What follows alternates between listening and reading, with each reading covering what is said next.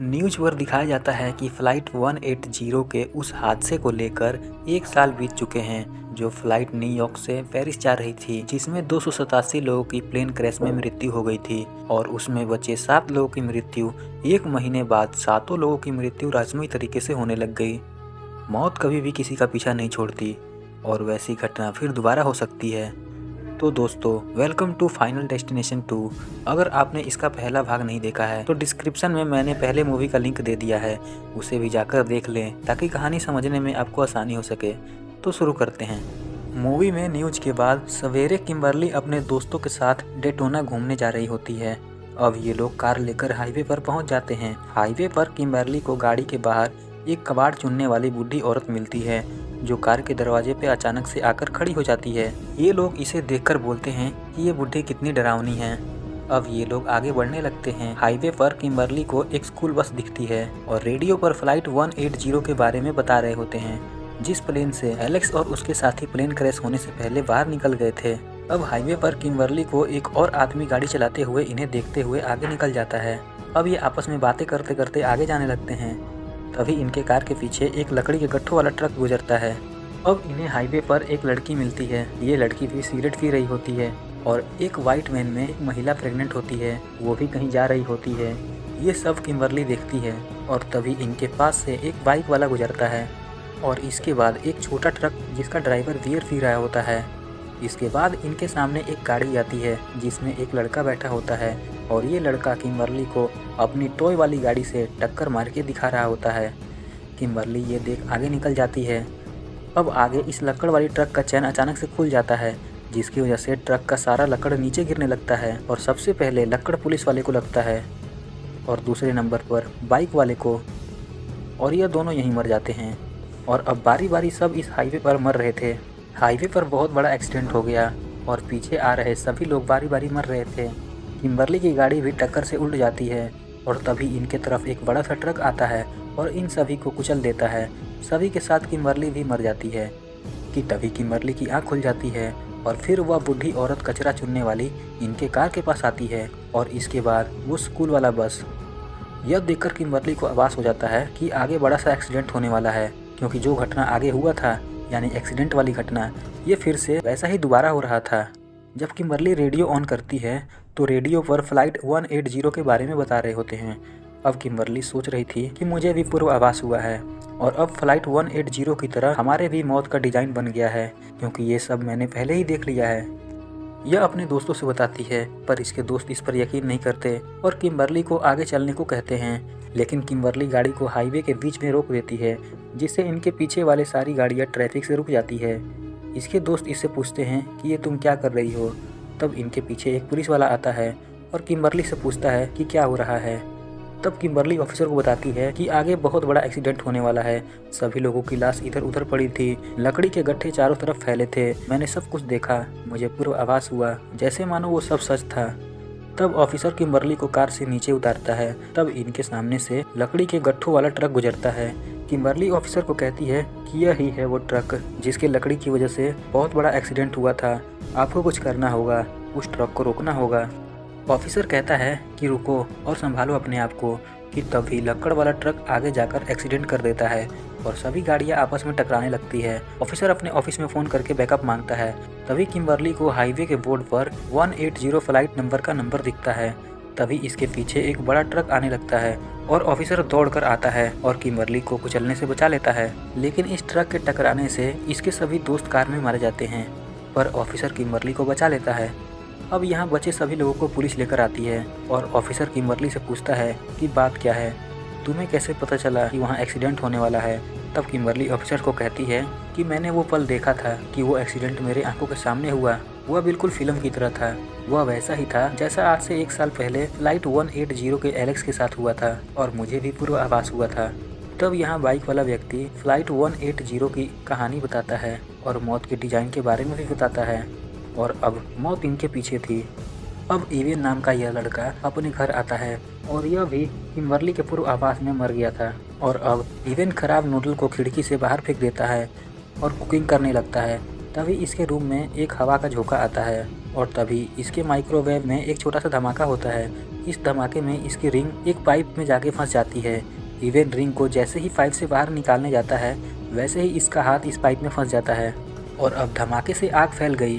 तभी अचानक इसका हाथ पाइप से बाहर निकल गया, लेकिन अब आग बेकाबू हो चुकी थी। इवन इस आग को बुझाने की बहुत कोशिश करता है लेकिन आग नहीं बुझ पाती। और तो और इसका दरवाज़ा और खिड़की भी बंद हो गया, लेकिन इवन खिड़की तोड़कर घर से बाहर आता है और आपातकालीन सीढ़ियों का उपयोग करता है। तभी इसके रूम में एक बड़ा सा धमाका हो जाता है और अब इवन सीढ़ियों से नीचे उतरने लगता है, लेकिन सीढ़ियाँ ऊपर फंस जाती है और इसके फेंके न्यूडल के नीचे यह फिसलकर गिर जाता है। तभी यह सीढ़ियाँ नीचे गिरती हैं और इवन यहाँ मर जाता है। इधर ऑफिसर फ्लाइट 180 के बारे में रिसर्च कर रहा होता है, जो ठीक आज से 1 साल पहले हुआ था। अब न्यूज़ में उस एक्सीडेंट के बारे में चल रहा होता है, लेकिन तभी दूसरा न्यूज़ चलने लगता है जिसमें इवन की मौत के बारे में बताया जा रहा होता है। यह देख सभी लोग दंग रह गए और अब हमें दिखाया जाता है टीम को, जो बहुत डरा होता है, जिसको सवेरे डेंटिस्ट के पास इलाज के लिए जाना होता है। इधर किम्बरली इंटरनेट पर फ्लाइट 180 के बारे में देख रही होती है।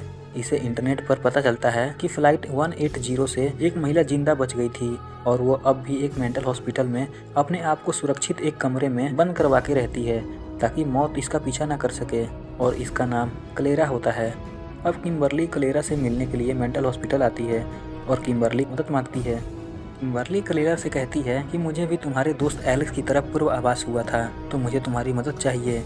पर क्लेरा इसकी मदद नहीं करती, पर मौत के चेन यानी डिजाइन के बारे में किम्बरली को बता देती है, पर इसकी मदद नहीं करती, क्योंकि अगर क्लेरा इस रूम से बाहर आती है तो क्लेरा के पीछे भी मौत आ जाएगी। इस डर से क्लेरा इसकी मदद नहीं करती।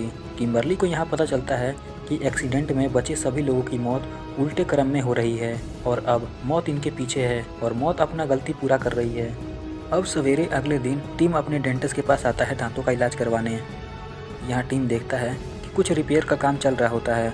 डॉक्टर यहाँ कुछ भूल जाता है इस रूम में और डॉक्टर टीम को छोड़कर कमरे से बाहर चला जाता है। डॉक्टर जैसे ही टीम को छोड़कर और मशीन को ऑन करके बाहर जाता है, वैसे ही इस पलक के ऊपर पानी पलक पर गिरने लगता है। इधर किम्बरली और ऑफिसर इनको बचाने के लिए आते हैं और किम्बरली को एक और आभास होता है कि कबूतर इसके सामने उड़ रहे हैं। अब इधर हॉस्पिटल में टीम की जान जाते जाते बच गई, पर इस रूम में टीम बच गया। ये माँ बेटे जैसे ही हॉस्पिटल से बाहर आते हैं तभी यहाँ किम्बरली और ऑफिसर पहुँचते हैं और टीम को कबूतरों के पास जाने से रोकते हैं, पर टीम कबूतरों को उड़ाने आगे बढ़ता है। जैसे ही टीम कबूतरों को उड़ाने आगे बढ़ता है वैसे ही ऊपर वाला शीशा टीम के ऊपर गिर जाता है और टीम यहाँ मर जाता है। किम्बरली सोचती थी कि यह टीम को बचा लेगी, पर किम्बरली टीम को नहीं बचा पाती। तभी इसके पास क्लेरा आती है।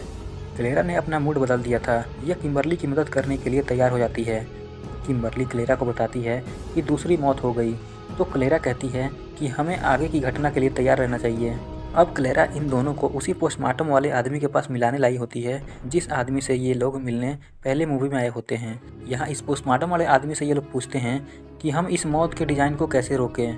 तब यह आदमी इन्हें बताता है कि सबके मौत के बीच में किसी नए व्यक्ति को लेकर आओ जो उस एक्सीडेंट का हिस्सा ही ना हो। सिर्फ एक नई जिंदगी मौत के डिज़ाइन को तोड़ सकती है, यानी एक बच्चे का जन्म जो उस एक्सीडेंट का हिस्सा ही नहीं था, तब वो मौत की चैन टूट सकती है। अब ये लोग उस वाइट वैन वाली महिला को ढूंढने लगते हैं जो प्रेग्नेंट थी और इनके पीछे उस हाईवे पर थी जहाँ पे किम्बरली को पूर्व आभास हुआ था। अब किम्बरली को एक फिर से आभास होता है कि अब अगली मौत होने वाली है। अब इधर रोरी नाम का यह लड़का और उस एक्सीडेंट में बचे सभी लोग किम्बरली और ऑफिसर के घर मिलने आए होते हैं और ये लोग यहाँ मौत के डिज़ाइन के बारे में बताते हैं। अब यह सभी लोग डर जाते हैं यह सुन के। दरअसल अगली बारी अब टीम की माँ की होती है। टीम की माँ लिफ्ट से नीचे उतर रही होती है। ऑफिसर फ़ोन करके टीम के मॉम को कहता है कि किसी भी हुक वाले इंसान से बच के रहना। ऑफिसर जैसे ही बोलता है कि हुक वाले इंसान से बच के रहना, वैसे ही तुरंत फ़ोन नीचे गिर जाता है और टीम की माँ का बाल इस हुक वाले इंसान में फंस जाता है और इसका सर लिफ्ट में फंस जाता है और इसका सर धड़ से अलग हो जाता है।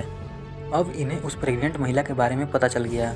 ये लोग उस महिला से मिलने जाते हैं ताकि बच्चे को पैदा करके चैन को तोड़ सके, लेकिन प्रेग्नेंट वाली महिला का डिलीवरी का समय हो जाता है और दूसरा ऑफिसर इस प्रेग्नेंट वाली महिला को हॉस्पिटल ले जाने लगता है।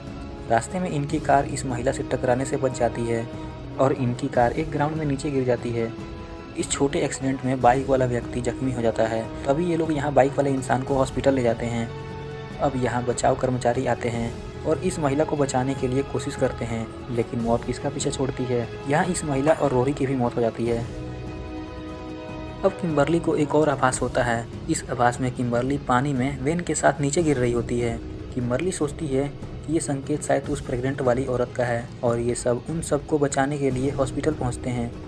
यहाँ प्रेग्नेंट वाली औरत एक बच्चे को जन्म देती है।